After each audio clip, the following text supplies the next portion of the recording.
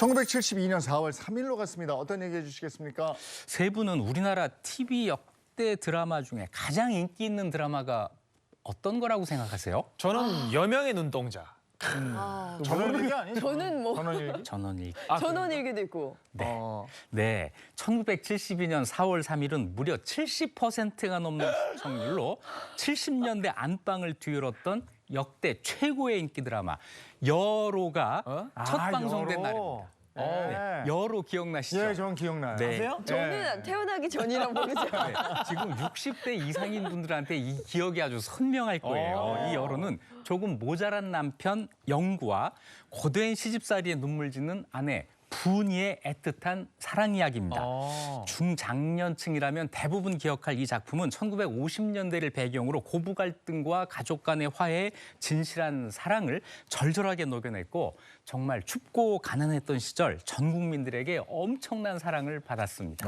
저도 어렸을 때인데도 어렴풋이 기억나는 게 그 주제곡 있잖아요. 네. 이미자 씨가 이미자 씨가. 불렀죠. 네. 그 노래 이렇게 주제곡 타이틀이 딱 나오면 다 TV 앞에 모여 앉았던 기억이 나거든요. 네. 그리고 우리 앞집 사셨던 분도 우리 집으로 와서 저 텔레비전 보고 이러셨던 기억이 나는데 네. 여로는 정말 그 시대의 열풍이었죠.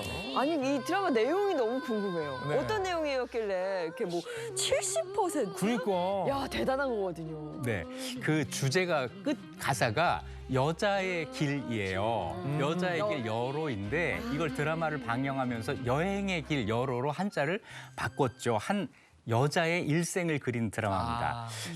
분이 역의 태연실 씨 정말 주인공이에요. 영구 역의 장욱재 씨가 주연을 맡았는데 분이는 가난 때문에 집안을 도우려다 술집으로 팔려가요. 거기서 사기꾼 김달중의 중매로 시골 부자 최주사집의 며느리로 들어가게 됩니다. 그런데 최주사의 아들 영구는 지능이 낮고 몸도 불편했어요. 이런 영구를 분이는 지극정성으로 보살핍니다. 아들도 낳았는데 그 아들 역할을 누가 했냐면 그 당시 고등학교 1학년이던 배우 송승환 씨가 했어요. 네, 이 착하고 다정한 분이 모습에 결국 영구도 분이를 진심으로 좋아하게 되죠. 네, 아니 근데 드라마라는 게 이렇게 그냥 행복하게만 살면은 사실 뭐 밋밋하잖아요. 문제 없죠. 네, 뭔가 악역이 나와가지고 이렇게 시청자들이 같이 보면서 야 저하면서 욕하면서 이렇게 봐야 되지 좀 맛이 않잖아요. 네, 정말 대단한 악역이 나옵니다. 여로의 인기 비결이기도 한데요.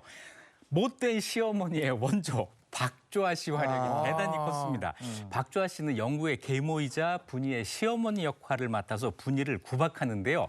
자기가 데려온 딸과 힘을 합쳐서 착한 분이를 아무리 구박해도 분이가 흔들리지 않자 결국 분이가 과거에 술집에 있었다는 사실을 남편 최주사에게 일러 바쳤고 아이고. 결국 분이는 남편과 아들을 남겨두고 집에서 쫓겨납니다. 아유. 하지만 이 분이는 전쟁의 와중에서 식당을 해서 큰 돈을 벌었고 반면 최주사 집안은 사기를 당해서 전 재산을 죄다 날려요. 그러던 중 마침내 대전역에서 분이와 최주사 가족이 만나게 되고 그들이 다시 결합하면서 행복을 되찾는다는 내용입니다. 당시 사람들은 영구의 바보 연기와 분이의 고단한 시집살이에 함께 웃고 울고 했습니다. 네. 어떻게 보면 스토리 자체는 우리가 뭐 짐작할 수 있는 스토리인데 네. 이 스토리를 전개하면서 그 당시 힘들고 지친 국민들에게 큰 위로와 힘을 줬다는 거죠. 영구와 분이가. 그 영구는 지금 영구가 없다의 모티브가 되기도 합니다. 맞습니다. 여로의 인기는 정말 상상을 초월했고요. 네, 이 여로가 방영될 저녁 시간이면은 정말 온 나라가 조용해졌습니다. 그 당시만 해도 TV 있는 집이 많지 않아서 동네 사람들이 TV 있는 집에 다 모여서 이걸 시청했는데요. 그러다 보니까 동네 사람들이 매일 한 번씩 모이게 되는 일이 생긴 거죠. 시청률은 비공식 집계입니다만은 70% 이상, 80%에 육박하는 경이로운 수치였습니다. 자, 온 국민이 드라마를 시청하느라고 길에는 개미 한 마리 없을 정도로 한산했고 전국 가정마다 밥 타는 냄새가 진동했다고 해요. 또 군대에서까지 이걸 보느라고 내무반 점호와 얼차려를 뒤로 미루겠다는 군사기밀도 어허. 있습니다. 네, 당시 유일한 공연 문화였던 서커스가 이 드라마 때문에 찬밥 신사가 되고 드라마가 끝난 다음에도 회복되질 못해서 우리나라 놀이 문화에 아주 커다란 개편이 있는 계기가 되기도 합니다. 대단하네. 네. 가전업계가 특수를 누리면서 TV 100만 시대가 열리게 되는데요. 이때 만들어진 만들어진 TV는 굉장히 중요한 특징 하나가 있습니다. 볼륨을 굉장히 크게 키울 수 있게 만들었다는 거예요. 왜요? 왜냐하면 TV를 안방에서 보지 않고 다 같이 방에 봐야 놓고 되니까. 동네 사람들이 문 열어놓고 봤기 때문에 옆집 사람들 같이 봐야 되니까. 해야 됐다는 거예요. 네. 아. 아, 그러면서 이제 TV도 특수를 누리게 된 건데 사실 예나 지금이나 드라마를 보면 과몰입이 문제입니다. 네. 사실 드라마는 드라마일 뿐이고 연기하는 배우일 뿐인데 우리는 이제 몰입해서 네. 그 배우를 미워하잖아요. 당시에도 좀 그랬다면서요. 네, 둘도 없는 나쁜 시어머니로 등장했던 박조아 씨. 온 국민의 분노의 대상입니다.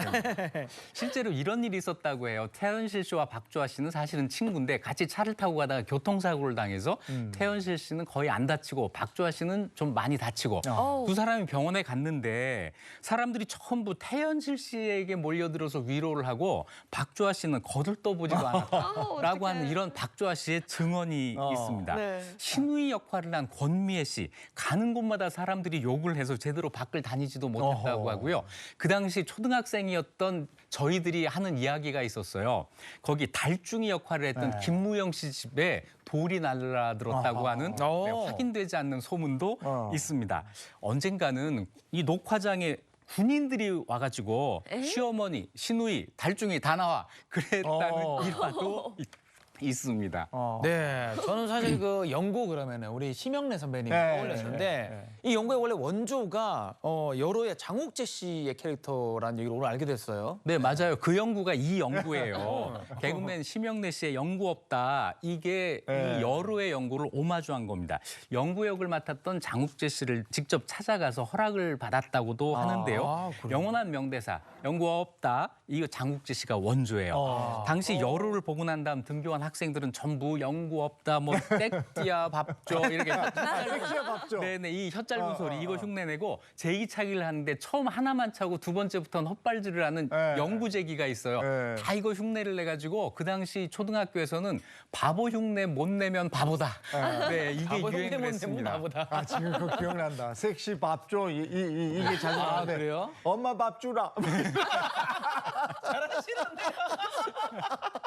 근데 방송 횟수도 처음보다 2배 이상 늘어났다면서요? 네, 처음에 90회 예정으로 시작을 했는데 폭발적인 인기 힘입어서 방송 횟수를 211회까지 연장을 했습니다. 또 드라마적으로도 굉장히 의미가 있었는데요. 그때까지 드라마는 전부 스튜디오 세트장에서 촬영을 했는데 여로는 송추 같은 야외 촬영을 했다고 하는 이런 획기적인 의미가 있어요. 우리가 지금도 여로를 기억하는 이유는 힘들고 괴로운 시절에 모자라도 씩씩하게 행복하게 살아갔던 그 시절의 분위와 연구의 모습을 보고 있기 때문이 아닌가 합니다. 야, 여러 참 오랜만에 들어봤습니다. 자, 다음 역사로 가보겠습니다.